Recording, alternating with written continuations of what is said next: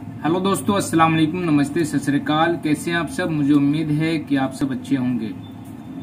मैं आपसे एक ही रिक्वेस्ट फिर से करूंगा आप सबों से, अगर अब तक आपने मेरे चैनल को सब्सक्राइब नहीं किया तो प्लीज सब्सक्राइब कर दें और बेल बटन को दबा दें ताकि मेरी आने वाली वीडियोस आप तक पहुंचती रहे।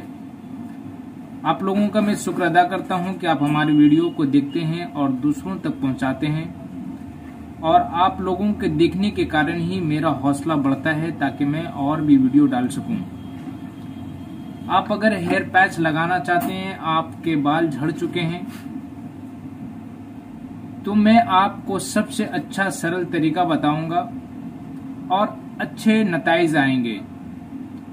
आपके हेयर क्रॉप एरिया, जो हम लोगों का जो ऊपर एरिया, ये जो पोजीशन, हेड पोजीशन जो होता है, जिसे हम सब क्रॉप एरिया कहते हैं, उस एरिया में अगर आपका हेयर काफी कम हो चुका है, बहुत ज्यादा कम हो चुका है, अब आप स्टाइल नहीं कर सकते, तभी आप हेयर पैच लगवाएं।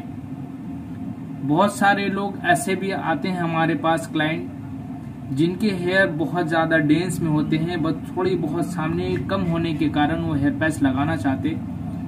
मैं ऐसे बंदों से यही कहना चाहूंगा कि आप पैच ना लगवाएं, क्योंकि आप अगर पैच लगाएंगे फ्रंट एरिया पे तो आहिस्ता आहिस्ता आपका और भी हेयर जाना शुरू हो जाएगा, क्योंकि जहां पे पैच को लगाया जाता है उस एरिया को आहिस्ता आहिस्ता जो पैच होते हैं उसके दबने के कारण वहां से हेयर रिमूव हो जाते हैं। तो इन सब बातों का ध्यान रखें। आप अगर कहीं भी पैच लगवाने को जा रहे हैं और आपको अगर इतना जरूरत नहीं है हेयर पैच की, लेकिन अगर बंदा रिक्वायरमेंट कर रहा है कि आप लगवा लो, तो प्लीज मैं आपसे रिक्वेस्ट करता हूं कि आप ना लगवाएं।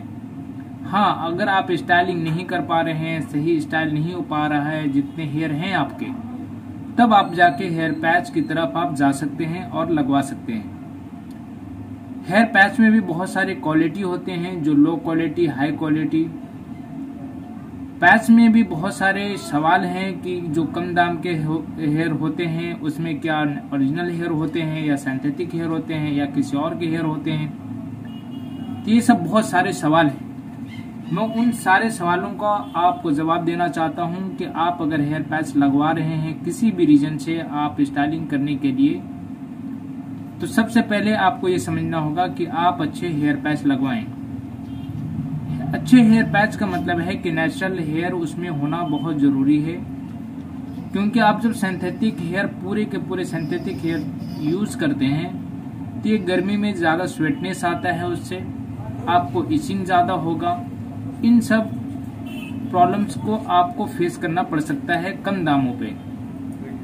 जैसे कि हमारे पास जो भी क्लाइंट आते हैं उन्हें मैं सरल तरीके से बताता हूँ कि आपने अब अगर 5-8 हजार वाले हेयर लगाया, उसमें टोटली सिंथेटिक हेयर होते हैं, उसमें ओरिजिनल हेयर नहीं होते। बहुत सारे जगहों पे लोग आते हैं हमारे पास क्लाइंट, तो कहते हैं कि भाई साहब वहां तो मेरे को 8 हजार में या तो 5 हजार में वहां पे मेरे को पूरे के पूरे ह्यूमन हेयर दे रहे। मैं आपसे ही पूछना चाहूंगा कि अगर 5 हजार में, 8 हजार में आपको ह्यूमन हेयर मिल जा रहा है, तो फिर हेयर पैच का 25 हजार, 20 हजार, 35 हजार दाम क्यों होगा? ये सोचने वाली बात है। आपको कहीं भी 5 हजार में, 3 हजार में, 8 हजार में, इस सब रेंज में आपको ओरिजिनल हेयर नहीं मिलने वाला, क्योंकि ओरिजिनल हेयर जो होते हैं वो महंगे होते हैं और उनकी नेट की क्वालिटियां भी अलग होती हैं। लेकिन बहुत सारे सेंटर पे कह दिए जाते हैं कि हाँ ये ह्यूमन हेयर है, बोलकर लगा दिया जाता है। ये अपने पास नहीं है, ये अपना काम नहीं है। जो भी हमारे पास आते हैं मैं उन सबों को यही कहता हूँ कि आप जो भी हेयर ले रहे हैं, अगर 8-5 पे तो उस पूरे के पूरे सिंथेटिक होते हैं। उसके बाद जो हेयर पैच स्टार्ट होते हैं 12,000, 15,000, 18,000, ये सब जो क्वालिटियां जो होती हैं हेयर पैच की, उसमें नेचुरल हेयर मिक्स होते हैं। 50-50 रेशियो, 70-30 रेशियो, 65-35 रेशियो, 80-20 रेशियो, ऐसे करके हेयर होते हैं, मिक्सिंग होते हैं नेचुरल हेयर, और नेट क्वालिटियां भी अलग होती हैं। तो इस बातों का ध्यान रखें कि बहुत ज्यादा कम में अगर कहीं कर रहा है और आपको ह्यूमन हेयर बोलकर लगा रहा है, तो मैं आपको गारंटी देता हूं कि ये नेचुरल हेयर नहीं है, आपके साथ धोखा हो रहा है और आप ऐसे धोखे से बचें।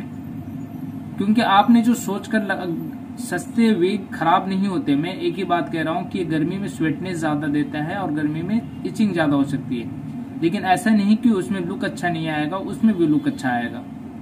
लेकिन आपको अगर धो के बोल कर दिया जा रहा है, ये गलत है कि ह्यूमन हेयर बोल कर मैं आपको सिंथेटिक हेयर थमा दूं, ये गलत है।